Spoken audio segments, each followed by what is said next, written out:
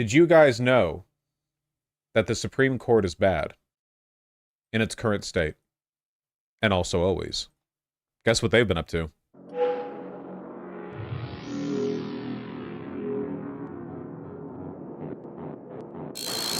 The U.S. Supreme Court today heard arguments in the most significant case on homelessness in decades. The case looks at challenges to laws in a small Oregon town for fining homeless people up to $300 for setting up camps in public parks. The heart of the question is whether these laws classify as cruel and unusual punishment. Our Supreme Court analyst, Marcia Coyle, has been following it all and joins us now. So, Marcia, the justice... Yeah, so Grants Pass, Oregon put forward a law. And let me see. Grants Pass has barred camping or sleeping on public property or in city parks, defining campsite as any place where bedding, sleeping bag, or other material used for bedding purpose or any stove or fire is placed. Violators may be fined $300 or face 20 days in jail for repeat offenses. So we have arrived now at the most straightforward, like, homelessness criminalization possible. Like, this is about as direct as it gets. You know? Pretty straightforward. So anyway, a whole bunch of legal battling later, and it's made its way up to the Supreme Court. Though my understanding is that even though the case hasn't been ruled on yet, it seems like the court is going to rule favorably. The decision isn't going to be for a few months, but, you know, we know how the court leans. This has expressed some concern that these laws punish homeless people who have no other choice, really, but to sleep outside. What was the basis of this case? Well, Jeff, as you mentioned earlier, the lawsuit that was filed by the group of homeless citizens of Grants Pass claimed that the city's ordinances prohibiting camping in public spaces really punished them and violated the Eighth Amendment's cruel and unusual punishment clause.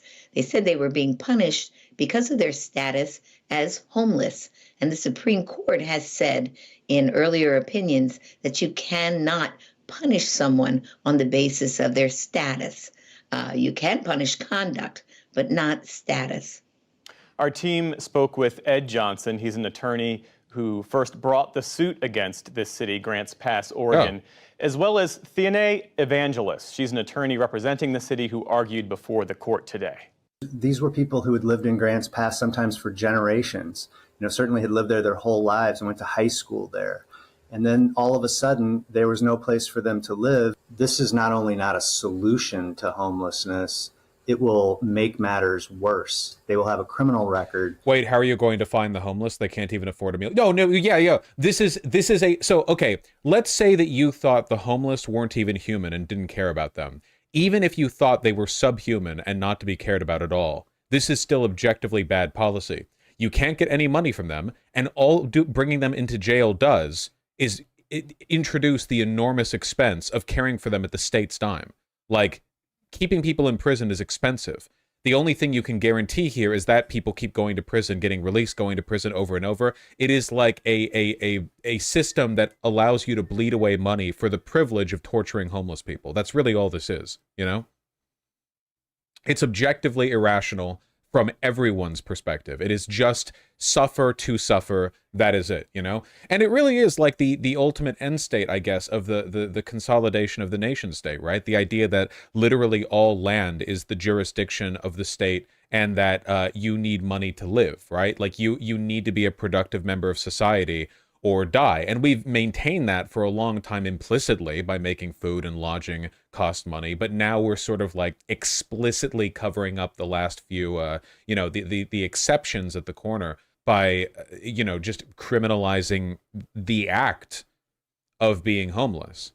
What's also interesting, mind you, is that even if you think this is supposed to be some kind of like ultimate bootstraps strategy for getting homeless people off the street, how could a homeless person ever get off the street if they have to go all the way out into the boonies to camp every single night and then walk back to the city in the day to try to like job search? It's hard enough to get back on your feet if you're homeless, right? Imagine that, and also you need to go like out of the city limits or out of what a public area. And by the way, good luck trusting the cops to determine what is or isn't a public area, okay? I guarantee you they're going to disagree. And it's not like you get restitution if you argue your case successfully in court. You're a bum that they picked up off the street and threw in the drunk tank. Like, you're not, you have effectively like no right to dispute this, nor would there be any benefit in trying to. Which makes it harder to convince an employer or a landlord the goal of the policy is displacement. Yes, and this is what we went over a story like this a while ago, where there are cities that unlawfully boot out homeless people, so they go into other cities and are homeless there. It's just a way of kicking them out and making it somebody else's problem. You know, this happened quite a bit. A lot of homeless people were sent up north to Northern California, where I went to university. That you work there or live there. In Grants Pass, in a tent on the Little League field, a dead body was found, believed to be an overdose. This is a very real crisis, and people are dying on our streets. We think it's safer and better for people to avoid camping in public, and that cities need to have the tools. These laws help encourage people to accept available shelter. So, Marcia, walk us through these arguments and how the justices... What does that mean? Encourage people to accept available shelter? If they're not using the available shelter, there must be something pretty fucking wrong with it. Wouldn't the better idea to make the shelter more appealing or available? In a lot of cases, there is no shelter. Tackled them.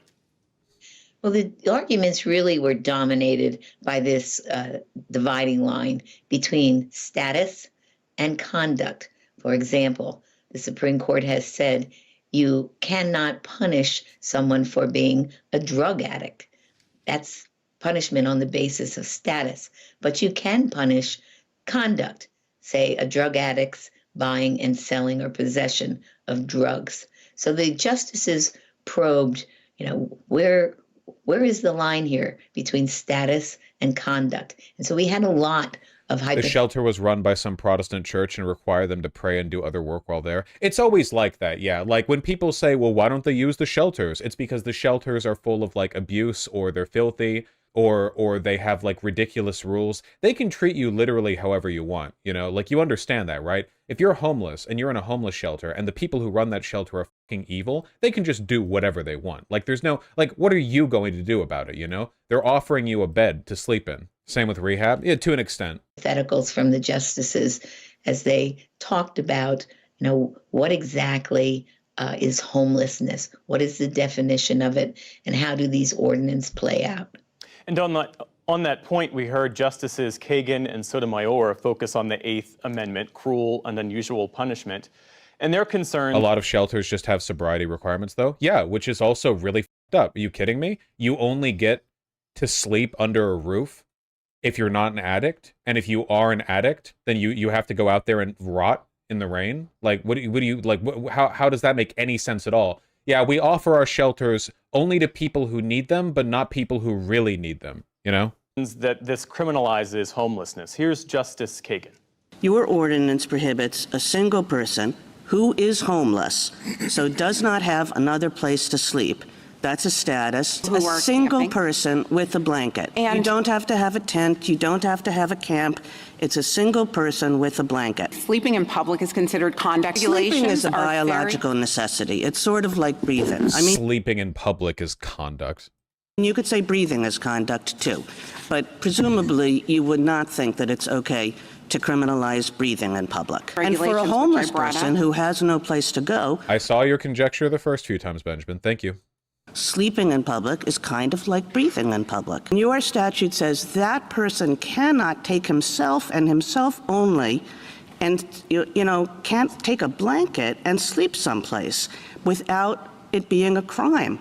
So what should we take away from that, Marcia? Well, first of all, during the arguments, it was pretty clear that the court's three more liberal justices are more sympathetic to the homeless residents, citizens of Grants Pass, because they do feel that they are being punished on the basis of their status. And I think Justice Kagan really explained that as clearly. What is that ever prescient quote? The law in its majestic equality forbids both the wealthy and the poor from sleeping under the bridge. It really is that. That line single-handedly destroyed like liberal meritocratic capitalism and has for like 100 years now. Like that was it. It was over now. It's ended and we now live under socialism. Like it's ridiculous, you know? It's genuinely insane. Yeah. These shelters being run by lunatics is why California passed Prop 1 to shift funding and oversight from the counties/cities to the state. The only reason this is even an issue is because, like, we don't think homeless people are human. Can you, okay, I want you to imagine something, okay? I want you to imagine, all right? What kinds of people do you think would go out of their way to provide shelter to the homeless on their dime? There are two types, right? There are the generous, and there are the monsters. That's it. Not really a neutral position here. There are a lot of good, earnest people, but a lot of the people who want to do this are f***ing freaks. It would be exactly the same as, like, rather than having an orphanage, which is run by the state, you would have, like, what if a private citizen through a trust or through a church like ran their orphanage? What do you think is going down at that orphanage with all those children with literally nobody protecting them? Like what? Like think. Let's just contemplate. You know? Yeah, Epstein's orphanage, exactly. The homeless are considered like non-persons, and for that reason, people are given we exercise basically like no discretion or thought in ensuring their protection. You know? So if you ask literally any homeless person who has been in a shelter, they will tell you horror stories. Like, it's not a secret, it's not an edge case, it's not a rarity, it is a non-stop, constant fact of homeless shelters that they are wretched, wretched places, you know? It's insane. But we all treat it like it's like, oh, whatever, of course, it's a homeless shelter, you know? This was a huge problem in Ireland. Abuse scandal in the Sisters of Mercy. Allegations of abuse of children in certain institutions owned, managed, and largely staffed by Sisters of Mercy. Wow, Catholics? You're kidding me. That's crazy. As she could, her position here. And yet the city continues to claim that it's not punishing status, it's punishing conduct. The conduct is the camping in public spaces. Meantime, the Chief Justice appeared to press the Biden administration, who had filed an amicus brief in support of the homeless parties in this case. Here's what he had to say earlier. If there is the town next to Grants Pass, 10 minutes away, has just completed building a homeless shelter that has many vacant beds, does that change the analysis here because you don't want to be taken 10 minutes away where there's a homeless shelter? 10 minutes by car? Or 10 minutes by foot? I think if they're right across the town line, it would be appropriate to take into account that there's a homeless shelter there. So what if it's 30 miles away? Is the shelter available in that case? I think it depends on the accessibility. You can't walk 30 miles in a day. Well, okay. Yes, you could. Okay, sorry. Just because I know a bunch of people in chat are going to go, well, hold on, actually. I can. Yes, if you're very healthy and you're willing to go for it and you're dressed for it. Okay, a homeless person carrying all their stuff. 30 miles? Injured? No medical care? Poor nutrition? Come on. As they do. Let's say there are 5 cities all around Grants Pass, and they all have homeless shelters, and yet the person wants to stay. Can that person be given a citation? All right, so help us understand his concerns. Well, he was trying to probe how far the supporters of the homeless citizens who filed the lawsuit are going to go before a city can actually take action, as Grants Pass has, in finding one of them or even giving them jail time. So he kept extending his hypothetical from, right across the border of the city, 30 miles away. What if there's a whole group of cities nearby that have shelter available and a homeless citizen does not want to leave Grants Pass? And he was somewhat... It's also totally irrelevant because if you cede to the argument that the availability of a homeless shelter means that you can charge a homeless person for sleeping in a public place, then you've already lost the argument. What if the shelter sucks. Should a homeless person have to prove, like, what if a shelter is so obviously abusive that one of the people there is just a rapist who will rape you if you sleep there? And then a homeless person thinking, wow, I don't want to get raped tonight, sleeps in public and gets arrested. Is it then the responsibility of the homeless person to have to explain to a fucking cop or a judge that and then prove, like, legally, that the shelter is run by rapist? Like it's like, oh, no, actually this wasn't a violation of the law because, like, actually it was so bad that, like, what burden of proof are we setting? And why is Artemy blocking the red light by shoving his face in the he's got his entire face shoved in front of where the light reflects off the little cabinet here? Like, you moving your head back? What are you doing? Don't you have more sensitive eyes than we do? Don't you?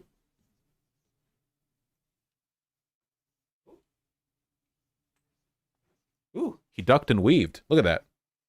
He skedaddled. Ooh.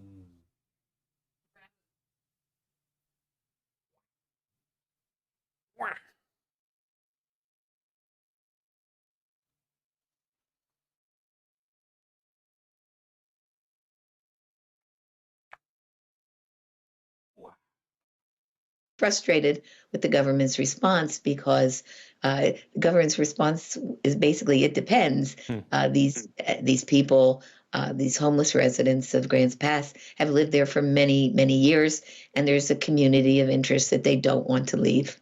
And finally, Marcia, where did it appear the justices are leaning in this case, and what are the implications of their ruling?